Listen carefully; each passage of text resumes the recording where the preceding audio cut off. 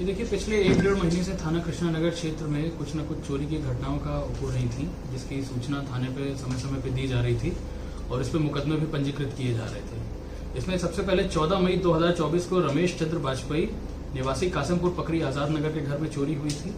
15 जून को श्री राजेंद्र चौबे के घर पे चोरी हुई थी। 18 जून को श्री रविशंकर सिंह के घर पे चोरी हुई थी। ऐसी 3-4 चोरी की घटनाएं हो गई थी। इन घटनाओं का सफल अनावरण के लिए थाना कृष्णा नगर की टीम द्वारा 3 टीमों का गठन किया गया था और टेक्निकल और मैनुअल सर्विलांस के आधार पर लगातार डेवलप करने के प्रयास किए जा रहे थे। इसी क्रम में थाना कृष्णा नगर पुलिस द्वारा आज 2 व्यक्तियों की गिरफ्तारी करी गई है। इसमें एक है जिसका नाम रामिल थारू है, जो रहने वाला नई बस्ती आजाद नगर का है, वह दूसरा व्यक्ति रहील है, जो भी नई बस्ती आजाद नगर का रहने वाला है। इनके पास से चोरी की घटनाओं में जो सामान बरामद किया गया था वो काफी सारा सामान मिला है, जिसमें 4 अदद सोने के सिक्के, सफेद बिछिया, पीली धातु का सामान, गिलास, चम्मच, कटोरी और नकदी 11,600 रुपए बरामद हुए हैं। इसमें सबसे अच्छी बात यह है कि जो नगद चोरी हुए थे उसी सीरियल नंबर के नोट इन्हीं के पास से बरामद किए गए हैं। इनके गैंग में अभी 3-4 लोग और होने की आशंका है, उसके लिए भी इनसे पूछताछ करी जाएगी और यदि जैसी जैसी जानकारी होगी उस हिसाब से अग्रिम कार्रवाई करी जाएगी। भैया, चोरी का सामान बेचते वहां पे? ये चोरी का सामान लेके अलग अलग जगहों पे बेचते थे, उस विषय में भी इनसे पूछताछ करी जाएगी कि इन्होंने कहां कहां सामान बेचा है। फिलहाल अभी इनको जेल भेजा जा रहा है। चोरियां तो कई की होंगी इन्होंने, इनका आपराधिक इतिहास क्या है और इनके गैंग में मतलब कुल ठोस कितने लोग हो सकते हैं?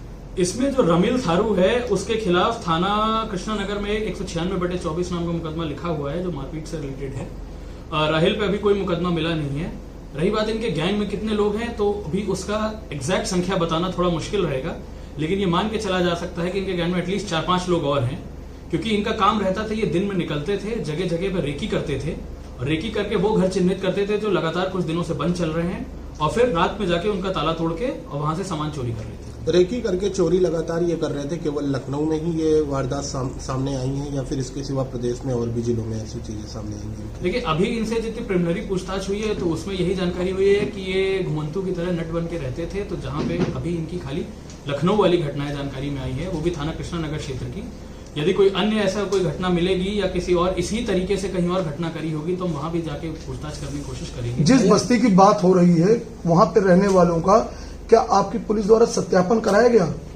देखिए, वहां पे आपको जैसा जानकारी है, वहां पे रेगुलर लोगों का मूवमेंट रहता है। लोग कुछ दिन के लिए आते हैं और कुछ दिन में चले जाते हैं। मकान मालिकों द्वारा भी कई बार थाने पे सूचना नहीं दी जाती है कि उनके यहाँ कोई नया किराएदार आया है। फिर भी लगातार हमारे यहाँ से सत्यापन का एक प्रोसीजर स्टार्ट कर दिया जाता है, लगातार टाइम होता है और हम इसे फिर से चालू कराएंगे ताकि जितने न्यू टेनेंट्स हैं उनका वेरिफिकेशन होता रहे। पैदल भैया रेकी करते थे कि कोई गाड़ी वाले वाहन से? पैदल रेकी करते थे, ठेला लेके चलते थे, कभी कभी उससे रेकी करते थे। Thank you.